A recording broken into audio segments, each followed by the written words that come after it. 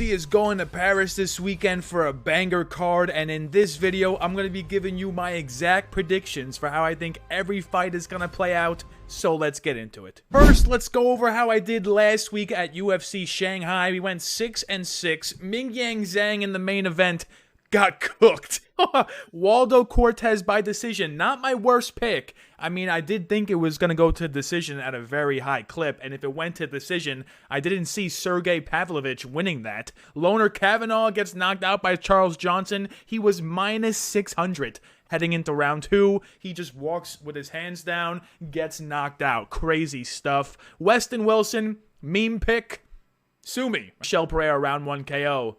He is completely washed. Please just remove Michel Pereira from the roster. We somehow actually made a profit. We profited 2.85 units on this card, even going 6-6. So I think my betting eyes are starting to be a lot better. We also hit Urine Saltable Diev by sub, plus 950. Let's try to hit some big props this weekend. Let's try to hit the money lines. Let's go. First fight on the card is Shauna Bannon taking on Sam Hughes. I'm not gonna bore you with a long breakdown. I have a lot written here, but the main thing is Sam Hughes will win this fight if she secures takedowns. Shauna Bannon will win this fight if it stays standing. I tend to think that Sam Hughes will have success with takedowns. Shauna Bannon has this weird, tricky kickboxing style where she's constantly flicking kicks at you, and I think Sam Hughes is going to catch one of those, get the takedowns on Shauna Bannon, and win this fight by decision. Shauna Bannon, she might look live. Plus 260 is a wide number, so I'm not advising to, parlay Sam Hughes. This is not one of those fights. I don't think Shauna Bannon actually is that good. I also think she's rather chinny. She nearly got knocked out by Pooja Tomar, and Sam Hughes has the extreme UFC experience edge, and she also has the way better resume. She should win this by getting takedowns, and even if she doesn't, I still think she has more power on the feet than Shauna Bannon, so Sam Hughes by decision. Next fight on the card is Rinat Fakhretdinov taking on Andreas Gustafsson. Now, as for the styles of these guys, Rinat, he's very takedown-oriented, and he often just throws these big looping hooks to get to the takedowns. Andreas Gustafsson, he's a clinch merchant. He's relentless when he's up close with the other guy, and he fights like a full, that word. He fights like that. He even says that he fights like that. He says that he wants to fight like that. And when you watch Andreas fight, he fights like that. Here's why you should pick Rinat Fakhretdinov. He's got the takedown upside, UFC experience advantage. He's never been finished. 18-0 to the finish. He's better at winning decisions. He's 6-2, while Andreas, I believe, is like 2-2. And he has the longest active unbeaten streak in the UFC with 23 wins. Andreas Gustafsson, if you were to pick him, he does stick to a game plan. He also has never been finished, and he has taken less damage in his career because he's got less MMA fights, and most of the fights that he's fighting, he's often controlling the guy. Rinat, on the other hand, recently, he's taken a good amount of damage. Now, if you were to not pick Rinat, it's probably because he's going to close decision after close decision after close decision. I made a post on X saying that I think I might pick Rinat, and all the comments were like, oh, Andreas, no way you can pick against him. Andreas has aura. Rinat is a split decision merchant. He should have lost his last 3 fights. Rinat just is not good. But I don't hear a lot of arguments saying why Andreas is good. Andreas doesn't have good striking at all. His takedowns aren't good at all. He has good clinch, sure, but if he's going to fight someone of an equal stature, someone that matches him in the strength, I don't think he's going to have the clinch game that we all think he's going to have, that he's been having success against every other fighter thus far. So I'm going with Rinat Fakhretdinov, the underdog, plus 100. It's going to keep rising. I'm not sure why. I think the main reason is people just want to fade Rinat because he keeps going to close fights. But in this one, he is the way better fighter, and he should win. Next fight on the card is Brad Taveras taking on Robert Bryczek. Now, I do have a nice breakdown here, but the ultimate story is Brad Taveras is a decision merchant. He is a decision king. If Brad Taveras wins this fight, he will have the most middleweight wins in UFC history. If Brad Taveras wins this fight by decision, he will have the most decision wins in UFC history. And Robert Bryczek just lost a decision to Ihor Potieria. There's no scenario where I'm picking Robert Bryczek to win. The only way he wins is by a flash knockout in the first round. That's it. And Brad Taveras has pretty good durability. He's only really been knocked out by guys with insanely high power like a RoboCop. I'm just not picking Robert Bryczek, alright? I'm taking Brad Taveras by decision, death, taxes, and Brad Taveras winning decisions. It's just that simple. Against low-level competition, you have to go with Brad Taveras. Huge UFC experience edge. He just wins decisions. That's just that simple. Next fight on the card is Sam Patterson taking on Trey Waters. I do, once again, have a lot written here, but I'm going with a sneaky take for this one. So Trey Waters, he's 9-1. His one loss was on Contender Series. He lost by Von Flue choke to Gabriel Bonfim. If you scroll a little further, Trey Waters, he has 2 losses as an amateur. Both of them are by submission. Now, Sam Patterson, he's got 7 wins by submission. That's more than half of his professional wins have come by submission. I don't really see a path to victory for Trey Waters. He does throw more volume in theory than Sam Patterson, but we just have not seen Sam Patterson leave round 1 in the UFC. He's just a high explosive round 1 merchant. And I don't think Trey Waters is going to do well against someone like that. He has not fought in 14 months. Sam Patterson is going to look for takedowns. He's going to look for them early. And I think Sam Patterson actually is going to win by submission in round number 1. I think as long as it stays standing, Trey Waters has a puncher's chance to win. He could even win a volume-based decision. But Sam Patterson does not fight that way. I think Sam Patterson is going to go in, shoot a takedown, and bang, bang, bang, get the sub. Next fight on the card is Harry Hardwick taking on Kaue Fernandes. Once again, I have a lot written here, but the main story you need to know is Kaue Fernandes is a powerful volume striker. Harry Hardwick is very well-rounded when it comes to MMA. Harry Hardwick can mix in takedowns. Harry Hardwick has KO power. Harry Hardwick is also making his UFC debut. So if you're just going to blindly fade everyone on their UFC debut against a guy with UFC experience, then sure, I understand why Kaue Fernandes is minus 190. But if you're going to actually look into this a little further, both of Kaue Fernandes' professional MMA losses are because he got taken down and controlled. A lot of people thought Guram Kutateladze was going to take down Kaue, but he didn't even shoot for a takedown in that entire fight, I don't think. Or if he did, they were the laziest takedown attempts I've ever seen in my entire life. Harry Hardwick, on the other hand, he actually shoots good takedowns. He mixes them in very well. He blends it in with the strikes. And I think in this one, on short notice, only 3 rounds, Harry Hardwick has multiple 5-round fight experience being the Cage Warriors champ. So, I don't think short notice is going to affect Harry Hardwick's cardio. I think Harry Hardwick can win this fight. I think he can win it by decision. I think the only reason the odds are like this is because no one really knows who Harry Hardwick is, number 1. And number 2, people just like to fade UFC debutants like a Harry Hardwick. But I think Harry Hardwick, if he just mixes in takedowns and continues the volume-based striking with Kaue Fernandes, it's going to be a lot more close than plus 165. So I'm taking Harry to straight up win. His sub prop must be like plus 1,500. That is worth something as well. Next fight on the card is Marcin Tybura taking on Ante Delija. I have a lot written here, but I'm just going to do this for the rest of the breakdowns. This is a rematch, okay? They fought 10 years ago, and in that fight, Ante was doing well on the feet until he threw a naked leg kick and got his leg snapped in half because Marcin checked it correctly. Ante, since then, has become the PFL heavyweight champ. Marcin Tybura, in his recent fights, he's looked good, but that's against younger, lower-level comp that just simply don't belong to be in the rankings. Ante Delija, he's 35 years old, all right? He's not some spring chicken. He's been around the game. I think if any time for Ante to do good, it's now. And against someone he's fought before, I think Ante can do very well. He also can mix in takedowns. And Marcin Tybura, when he's being offensively wrestled, does not do well. Sergey Spivak finished him in like 30 seconds. And Ante Delija has a similar game plan going into this. He's going to fire big power shots and shoot takedowns. Marcin Tybura, he's going to have volume on his side, I guess.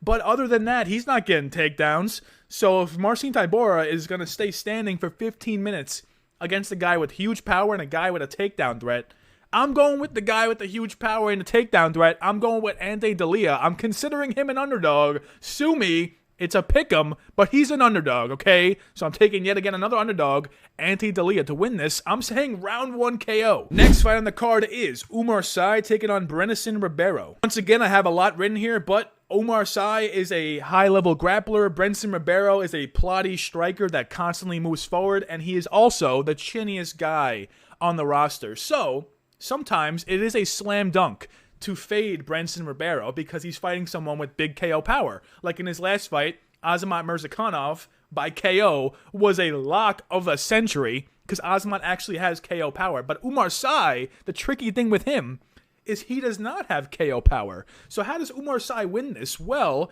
I think he can get takedowns. Brendson Ribeiro has a 0% takedown defense.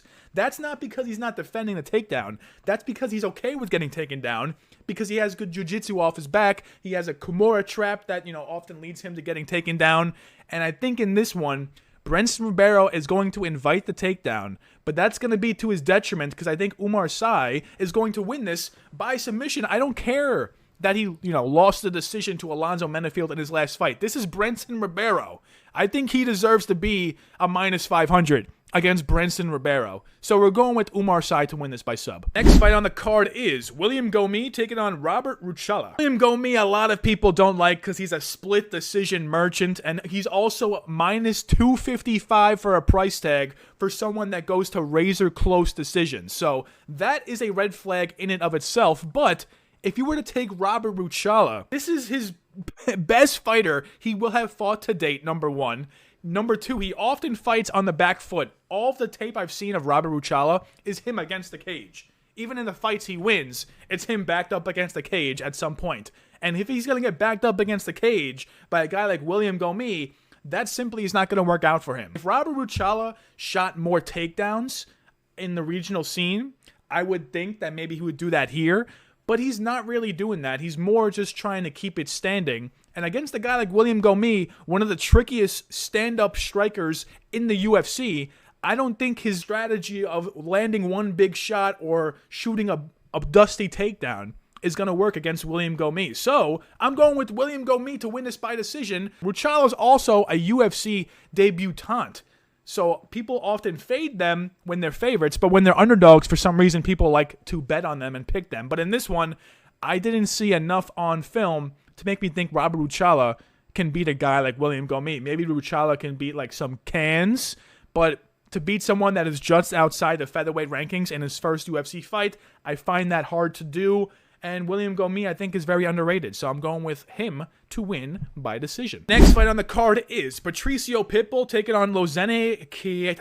Now, you guys know Patricio Pitbull. He's the Bellator guy that lost to Yair Rodriguez. He barely threw any strikes. But then he fought Dan Ige, and he did really well against Dan Ige. He got multiple takedowns. He was landing big shots on the feet, nearly KO'd Dan Ige. That's Patricio Pitbull. So he turned back the clock against Ige, but can he turn back the clock against Losene Keita? He's going to be 11 years older. That's huge for the lower weight classes. Keita is also going to be the bigger fighter. He was the Octagon double champ. Okay, and his only loss on his record was a random, like, Michael Chandler-esque foot injury where his foot just gave out on him. The nerve ending just didn't work. And it wasn't even because his opponent landed something. He was in full guard and stood up and was like, ow, my foot. Like, that's his only loss. This Keita guy is going to press forward. He's going to throw big bombs. My main concern with Keita is he does leave his chin out there to get cracked. So against a higher level guy, I think he's going to get his chin cracked. He's going to get a knockout loss in the near future. But against Pitbull, he's not really throwing big shots back. I think Pitbull is eventually going to crumble from the pressure of Keita, and I'm going with Losene Keita to win this by round 2 KO. I think the first round, maybe Pitbull has some success with takedowns, but as the fight progresses, I think Keita is going to put the pressure on him and find the KO blow. Next fight on the card is Axel Sola taking on Rhys McKee. I would be picking Axel Sola if I thought he can shoot takedowns. I would be picking Axel Sola if I thought he had one-shot KO power, but after reviewing the film and after reviewing the tape, I just don't think he has either of those things. He's got some decision wins, he's got some KO wins, but it's all against regional cans. He's not really beating the best of fighters. Yeah, He was the Aries FC lightweight champ. Yes, he can mix in takedowns against regional cans. And yes, he is fighting in his home country. But Rhys McKee, if he showed me anything over his 1-4 UFC career, it's that he's very good when he's the bigger fighter. He's very good when he's able to clinch you against the cage, which I think he'll get here. And he's very good when his opponent isn't shooting takedowns often. So Axel Solo, I don't think is going to do that. Axel Solo, I don't think has big KO power. So Rhys McKee's durability, I think, will stay intact. And Axel Solo is going to be way smaller. So for all those reasons, I think there's enough here to take Rhys McKee. I'm actually going a step further. I'm going with KO. I think this Sola guy is actually a complete fraud. I'm calling it right now. He's going to get fraud checked. Next fight on the card is Balaji Oki taking on Mason Jones. I have a lot of text here, but this fight is actually very simple to break down. Mason Jones will win this fight if his takedowns work. If he gets the takedowns, if he shoots takedowns, and they work, he will win. Balaji Oki wins this fight as long as it stays standing. That's basically the whole breakdown. Balaji Oki is the better striker. Balaji Oki has the more powerful strikes. Mason Jones is less durable than Balaji Oki. My main concern with taking someone like Balaji Oki, though, is he did get guillotined by Chris Duncan. Like, number one, why are you shooting for takedowns against Chris Duncan? You should be the better striker. And number two, how are you getting guillotined this far into your MMA career? That's what they teach you on day one. That shows me signs of low IQ. But as for his takedown defense, it is pretty solid. And Mason Jones only beat Jeremy Stevens because he shot for takedowns. He was supposed to get a knockout in that fight. But that just showed us that Mason Jones' striking has not evolved to the level we think it has. So Balaji Oki wins this if the fight stays standing. Mason Jones wins this if his takedowns get going. I'm leaning with Balaji Oki to win this fight because I think it's going to stay standing for a long portion of it. And even if Mason Jones gets takedowns, I don't think he's going to land good damage. I don't think he's going to progress to a sub. So give me Balaji Oki to win the by decision. Next fight on the card is Modestas Bukauskas taking on Paul Craig. Now, if you thought I was going to give you a 30-minute breakdown on this fight, you got another thing coming, okay? Paul Craig is a meme specialist. Paul Craig can win this fight if he shoots for takedowns, but I just don't think he's going to do that. I think as long as this stays standing, it is Bukauskas' fight to lose. There's a reason he's minus 350. He is 5-1 since returning to the UFC, so that's an interesting thing. But he also did get taken down by Zhao Pauga, and he did get taken down by Tyson Pedro, and he's also very untrustworthy. So minus 350, not the best price tag, but I think I'm going to go with something beyond the grain, something outside the box. People think it's Paul Craig by sub or Modestas by KO, but based on Modestas' recent performances, I actually think Modestas wins this by decision. I think he's going to do a bow nickel strategy, which is just like stay at distance of Paul Craig, don't entertain the grappling, and just leg kick and jab his way to a victory. He should be able to do that. Paul Craig, sure, he's not the most durable guy, but I don't think Modestas is the highest level of power puncher, and I think Paul Craig has faced scarier power punchers in the past. So I think Modestas just wins this by any means necessary, and I think he wins by decision. Next fight on the card is Benoit Saint Denis taking on Mauricio Ruffy. Once again, I have a lot written here, but I'll give you a short, succinct summary. So, Benoit Saint Denis, if they stay standing, he surely can win this fight. He has big leg kicks that he throws at your body, big leg kicks that he throws at your head. He's constantly moving forward. He's constantly throwing strikes. He's going to throw more volume in this fight compared to Ruffy. But as for the power and precision, I think that goes to Ruffy. Benoit Saint Denis is also going to have the takedown upside and the grappling upside, but Mauricio Ruffy has done pretty well against the takedown so far. No one's really tested it to an extreme extent yet. Benoit Saint Denis, I most definitely think, will test it to an extreme extent. As for cardio and gas tank, I think Mauricio Ruffy has the edge there. This is a 3-round fight, and these guys have combined for 25 finishes in 26 wins. So these guys are not decision winners, neither of them. They're going all in. But if one of them were to win the decision, I think it would be Ruffy. I think if he just keeps it standing and keeps throwing these up the middle body kicks at Benoit, uses his range, gets the jab going, make Benoit scared of the power coming back, I think that's going to lead to a lot of success for Mauricio Ruffy. So, I'm not predicting a Ruffy decision, but I think he's the better striker. He's got good takedown defense.